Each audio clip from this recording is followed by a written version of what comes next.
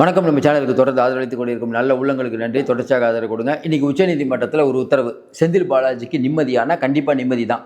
என்னங்க செந்தில் பாலாஜிக்கு நிம்மதின்ட்டீங்க, என்னங்க இது அப்படின்னு கேட்டிங்கன்னா, செந்தில் பாலாஜிக்கு நிம்மதி, மேலிடத்துக்கு நிம்மதி நான் சொன்னோம். ஏற்கனவே இருக்கிறது உத்தரவு. அது என்ன உத்தரவு, அதை பற்றி தான் பார்க்க போகிறோம். அதாவது என்ன, இவங்க ஒன்று நினச்சாங்க, அது வேறு மாதிரி ஆயிடுச்சு. ஆனால் ஒரு விஷயத்தை பாராட்டணும், செந்தில் பாலாஜி அவர்கள் பல விஷயங்களில் பார்த்தீங்கன்னா நேக்க தப்பிச்சிட்ருக்கார். அது என்னென்னா, அவருக்கு உரிய சாமர்த்தியமா இல்லை திறமையான வழக்கறிஞர்களை வச்சு வாதாடுறாரா அப்படின்னு நமக்கு தெரியல. ஏன்னா முகுல் ரோஹித்கி, கபில் சிபில், விக்ரம் கபூர் பெரிய பெரிய வழக்கறிஞர்களை வச்சு தான் வாதாடுறது. அப்போ இன்றைக்கி வழக்கறிஞர் விஷயத்தில் அந்த நுணுக்கம்லாம் இருக்குல்ல, அது வழக்கறிஞருக்கு தெரியறதை விட செந்தில் பாலாஜிக்கு தெரியும் பொழுது.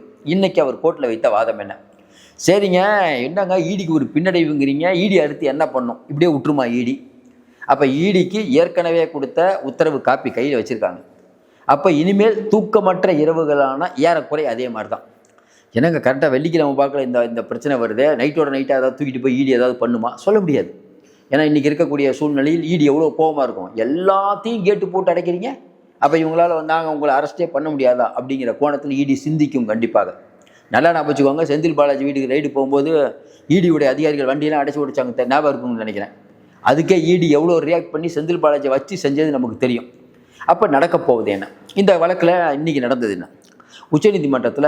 சரி, இது அதுக்கு முன்னாடி நீங்கள் இப்போ பார்த்துட்டு நீங்கள் சொல்லுங்கள், செந்தில் பாலாஜி அவர்கள் ஊழலே பண்ணவில்லையா? நீங்கள் உச்சநீதிமன்றத்தில் போய் தமிழ்நாடு அரசு சொல்லுது மாநில சுயாட்சி, அதாவது என்னென்னா மாநில உரிமை, நாங்கள் விசாரிச்சுட்ருக்கோம், எப்படி ஈடி தலையிடலாம். ஒன்றும் உச்சநீதிமன்றம் ஆமாங்க அவங்க சொல்கிறது சரி தான், தமிழ்நாடு அரசு விசாரிச்சுட்டு இருக்குது அப்படின்னு சொல்லியிருக்காங்க. இவங்க என்ன சொல்லியிருக்கணும், சார் யாரை வேணால் வைத்து விசாரிங்க சார், நாங்கள் ஊழலே பண்ணல, அப்படி தானே சொல்லணும்.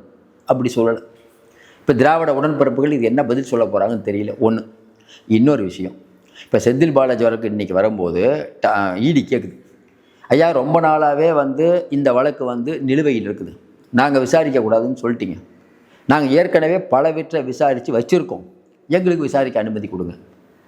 உடனே டாஸ்மார்க் தரப்பில் ஆஜரானது, சார் இவங்க தமிழ்நாட்டில் எஃப்ஐஆர் டாஸ்மார்க்கு போட்டிருக்காங்க, நிறையா எஃப்ஐஆர், அந்த எஃப்ஐஆரை பிடிச்சிக்கிட்டு தான் உள்ளே வர முடியும். ஈடி வந்தாங்க, இவங்க என்ன பண்ணியிருக்கணும் இவரானார், நேரடியாக, ஏன்னா இப்போ நிறைய கடையில் ரெய்டுக்கு போகும்போது, லஞ்ச ஒழிப்புத்துறை ரெய்டுக்கு போகும்போது ஒரு கடையில் 1000 ரூபா அதிகமாக இருக்கும், ஒரு கடையில் 1000 கம்மியாக இருக்கும்.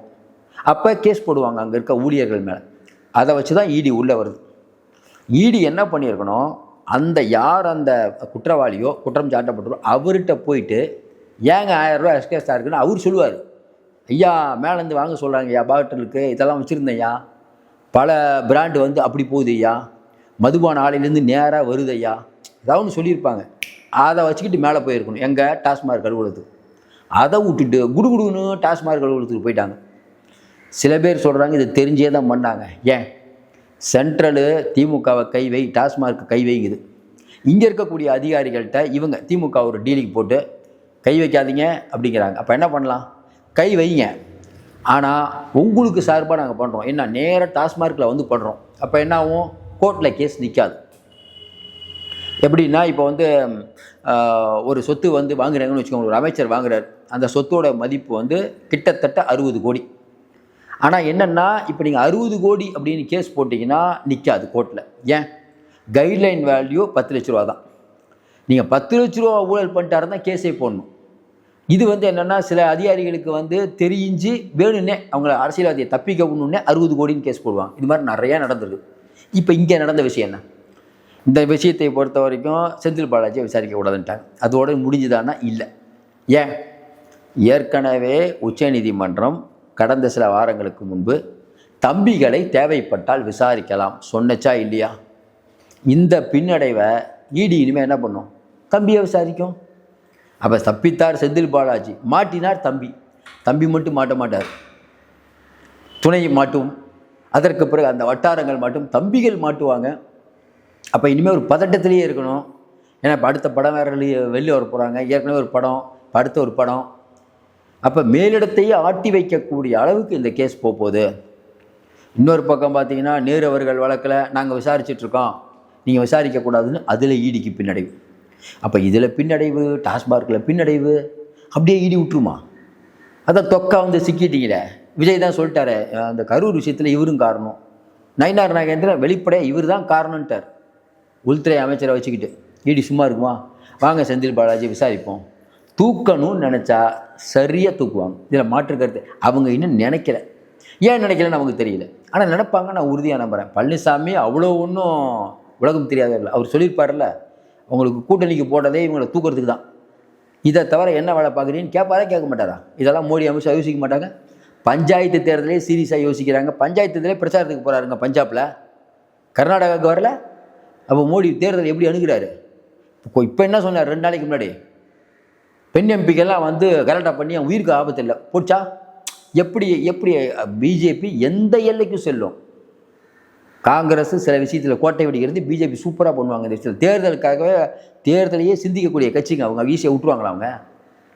அப்போ செந்தில் பாலாஜிக்கு ஒரு நிம்மதி, விசாகன் ஐஏஎஸ்க்கு ஒரு நிம்மதி. ஏற்கனவே டாஸ்மாக் கழுத்தில் வந்து விசாகன் ஐஏஎஸ்லேருந்து பல பேர்கிட்ட வாக்குமூலம் வாங்கியிருக்காங்க. இப்போ தம்பியை கூப்பிட்டு விசாரிச்சா, எதுக்கு இது ராஜா நீ வந்து விசாகன் ஐஏஎஸ்ட்டை பேசின அப்படின்னா, அவருக்கு எனக்கு நிறைய சொந்தம் சொல்ல முடியுமா? என்னப்பா வாட்ஸ்அப்பில் இவ்வளோ நேரம் பேசிகிட்டு இருக்கியப்பா, டெய்லி பேசுறியப்பா, உனக்கு ரொம்ப வேண்டிப்பட்டவங்க உங்கள் அப்பாட்ட கூட இப்படி பேசியிருக்க மாட்டா பொழுதே, கேட்பாங்களா கேட்க மாட்டாங்களா? நார்மலாக பேசுவோம். அப்போ இவர் ஏதோ ஒன்று சொல்லி ஆகணும். அது ரைட்டு ராஜா, குறிஞ்சி இல்லத்துக்கு உங்களுக்கு என்ன சம்பந்தம்? எதுக்கு அங்கேயே இருக்கீங்க நீங்கள்? அதுக்கு எனக்கு சம்பந்தமே இல்லை. இவர் ஆனால் துணையானவருக்கு எனக்கு பிரச்சனை இல்லை. அப்படியா? நீங்கள் அவர் தம்பிகள் எல்லாம் சேர்ந்தாப்பா செந்தில் பாலாஜி 2 மணிக்கு போய் பார்க்குறீங்க. இப்போ செந்தில் பாலாஜி உனக்கு தெரியுமா? கேட்பாங்களா கேட்க மாட்டாங்களா? சரி சொல்லுங்கள். இப்போ செந்தில் பாலாஜி கிட்ட விசாரணை நடத்தும் போது அவர் ஸ்டாலினுக்காக உறுதியாக இருப்பார். ஏன்னா அரசியல்வாதி, 5 கட்சி மாறி வந்தவர். அவர் ஜெயிலுக்கெல்லாம் போனதுனால அவருக்கெல்லாம் ஈஸி. தம்பி தாங்குவாரா?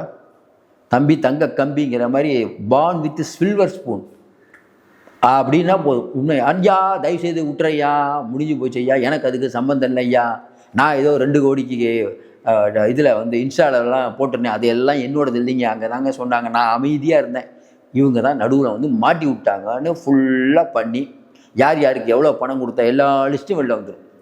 நடிகர் நடிகைகளுக்கு எவ்வளோ பொருள்கள் நீங்கள் கொடுத்தீங்க, நட்சத்திர பார்ட்டிலேருந்து இன்னும் பல விஷயம் வரும். அது தேர்தலில் பெரிய அளவுக்கு எடுபடும். நல்லா யோசனை பாருங்கள். தம்பி கொடுத்த திடுக்கிடும் வாக்குமூலம், ஐயா உண்மையை சொல்லிடுறேங்க ஐயா, ஓப்பனாக போட்டு உடைத்த மர்மம் தேர்தல் நேரத்தில் வந்தால் எப்படி இருக்கும்? இங்கே நடந்தது தேர்தலில் கண்ணிமிக்கும் நேரத்தில் நடக்கும். நம்ம தேவகோட அவங்க பேரன் ஞாபகம் இருக்கும்னு நினைக்கிறேன். அந்த வீடியோலாம் வந்து பெரிய அளவுக்கு அந்த எலெக்ஷனில் பின்னடைவு ஏற்பட்டுச்சு. தேர்தல் நேரத்தில் பல விஷயம் வரும், பலரோட ஆடியோ வரும். அப்போ இன்றைக்கி நடந்த இடி விசாரணையில் உச்சநீதிமன்றம் மாநில அரசு விசாரிச்சுட்டு இருக்கும்போது தலையிடாதீங்கன்னு சொன்னதுனால எங்களுக்கு வெற்றி கிடைத்து விட்டது, நீதி வென்று விட்டது, செந்தில் பாலாஜி கலக்கிட்டார் அப்படின்னு நிறைய பேர் சொல்கிறாங்க. பெரும்பாலான மக்கள் என்னங்க நியாயம், செந்தில் பாலாஜி தப்பு பண்ணது ஊருக்கே தெரியுமே, மாநில அரசெல்லாம் விசாரிக்குமா, லஞ்ச ஒழிப்புத்துறை விசாரிக்குமா? இதை நல்லா யோசனை பாருங்க. இன்றைக்கி நடந்து கொண்டு இருக்கிறது நாட்டில் என்ன? அதிமுக ஆட்சியில் திமுக மேலே கேஸ் போடுறாங்க, துரைமுருகன் மேலேயும் பொன்முடி மேலேயும். பொன்முடி அவர்கள் வீடு அபகரித்த வழக்கு, மாசு அதே மாதிரி தான் அபகரித்த வழக்கு. உடனே திமுக ஆட்சி வந்தோடனே லஞ்ச ஒழிப்புத்துறை போய் சொல்லுது, இல்லை இவங்க 3 பேர் நல்லவங்க இவர் ஆனார், நாங்கள் தெரியாமல் கேஸ் போட்டோம் அப்படின்னு ஜெயிச்சாங்க. ஆனந்த் வெங்கடேஷ் அவர்கள் இதெல்லாம் போங்க ஆட்டம், நான் ஒத்துக்க மாட்டேன், மறுபடியும் விசாரிக்கிறேன்னு விசாரித்தார். உடனே எல்லோரும் தங்கம் தென்னரசு, துரைமுருகன், பொன்முடி, மாசு எல்லாம் உச்சநீதிமன்றம் போகிறாங்க. நீதி கிடைக்கவில்லை இவரா அப்படின்ட்டு. உச்சநீதிமன்றம் அப்போ இருந்தவர் என்ன சொன்னார்? தலைமை நீதியரசர் ஆனந்த் வெங்கடேசன் போல் சில நேர்மையான நீதிபதிகள் இருக்கிறனால தான் மழையே போயுது அப்படின்னு மூக்குடைஞ்சு ஓடியாந்தாங்களா இருந்தாலும். அப்போ இன்றைக்கி டாஸ்மாக் வழக்கில் ஈஸியாக அவங்க தப்பிச்சிட்டாங்கன்னு இவங்கெல்லாம் கொண்டாடி கொண்டிருக்கிறாங்க. ஒன்றும் நடக்காது. நம்ம சொல்லிக்கிட்டே இருக்கோம் வரும்னு, என்னங்க வரல, கண்டிப்பாக வருங்க, வரத்துக்கு வாய்ப்பே இல்லைங்க. 1+1 2 கண்டிப்பாக வரும். அது எப்படி பிஜேபி உங்களை ஈஸியாக ஜெயிக்க வச்சிருக்குமா? பழனிசாமி என்ன சும்மாவா கூட்டணிக்கு போயிருக்காரு? எதுக்கு கூட்டணி போயிருக்காரு? எதுக்கு இவ்வளோ சீட்லாம் கொடுக்குறோம்? பிஜேபிக்கு எதுக்கு இவ்வளோ சீட் கொடுக்குறோம் கேட்பாரா இல்லையா? பழனிசாமி சொல்லுவாரா இல்லையா? இடி அனுப்புப்பா, சிபிஐ அனுப்புங்க, ரவுண்டு கட்டுங்க, அவ்வளோதான். பிஜேபி நினச்சா ஜனநாயகன் படம் வந்துச்சா? அதனால் பிஜேபி நினச்சா எல்லா மாநிலத்தில் எப்படி பண்ணுறாங்க, இங்கே மட்டும் விட்டுருவாங்களா? ஐயா ஸ்டாலின் ஜெயிக்கிட்டோம் அப்படின்னு விட்டுருவாரா மோடி? தற்காலிக வெற்றி இவங்க நினச்சிட்டு இருக்காங்க. மேலிடத்துக்கு தெரியும். இன்றைக்கி வந்து அந்த உத்தரவை பார்த்துட்டு இவங்க கொண்டாடுறாங்க. செந்தில் பாலாஜி உள்ளுக்குள்ளே பரவாயில்ல, ஓரளவுக்கு நம்ம தப்பிச்சிட்டோம். இவங்க மாட்டுவாங்க, தம்பிகள் அரண்டு போயிருப்பாங்கல்ல. ஏன்னா நைட் பார்ட்டிலாம் வைக்க முடியாது, நைட்டோட நைட்டாக தூக்கிடுவாங்க. எப்போ தூக்குவாங்கன்னு வேறு தெரியாது. நீங்கள் அப்போ ஏற்கனவே இடி வந்து உங்களுக்கு நேராக டாஸ்மார்க்கில் போய் விசாரணை நடத்தியது தப்பு. உங்களை தப்பிக்க வைக்க இடியில் இருக்க சில பேர் கூட நீங்களும் டீல் பண்ணியிருக்கீங்க. அவ்வளோதான். எல்லாம் பண்ணுவாங்கள்ல, லட்சம் கோடி கையில் இருக்குது சார். இடி அதிகாரி எல்லாத்தையும் வாங்குவாங்க. இதுக்கு முன்னாடி உங்களுக்கு சொல்லியிருக்கோம், ஒரு அமைச்சர் வீட்டில் ரைடுக்கு போகிறாங்க, வாங்க உங்களை தான் எதிர்பார்த்துட்டு இருந்தோம் நேற்றேங்கிறாராம். முன்னாடியே சொல்லிட்டாங்க. அது சொன்னதே ஒரு ஆர்எஸ்எஸ் பிரமுகர். அவரை இப்போ கேரளாவுக்கு ட்ரான்ஸ்ஃபர் பண்ணிட்டாங்க. பல இடத்துல ஆள் வச்சுருக்காங்க. ஏன் சிஎம் வந்து டெல்லி போகும்போது மைய மண்டபத்தில் 2 ஆர்எஸ்எஸ்காரங்களை பார்த்தாங்களே, ராஜா சொல்லி, எதுக்கு பார்த்தாரு?